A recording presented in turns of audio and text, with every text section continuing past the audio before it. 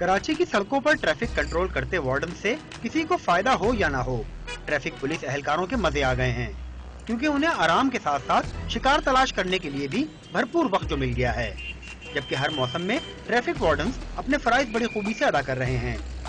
Traffic control میں ان کو کافی فرق پڑا، ورنہ یہ لوگ تو کہاں ایک جنا ہوتا ہے یہاں پہ، باقی سارے ہمارے وارڈنس ہی زیادہ تر کام کر رہے ہوتے ہیں، ایک کھڑا ہوتا ہے باقی سارے کھانچے بازیوں میں لگے ہوئے ہوتے ہیں۔ یہاں پہ ہر جگہ ہم ہی خالی کام نہیں کرتے، یہ بھی ہمارے ساتھ کام کرتے ہیں۔ بعض اوقات ایسی ہوتے ہیں ہمارے لڑکے لگے رہتے ہیں صبح سے شام تک، مگر کوئی اس جگہ پر نہیں آتا دوسرا۔ شہریوں کا کہنا ہے کہ جب وارڈنز ٹریفک کنٹرول کر رہے ہوتے ہیں تو ٹریفک پولیس اہلکار اپنی جیبیں گرم کر رہے ہوتے ہیں۔ ٹریفک پولیس اہلکار بھی وارڈنز کے مترف تو ہیں، مگر خود پر لگے سدا بہار الزام کی تردید کرتے ہیں۔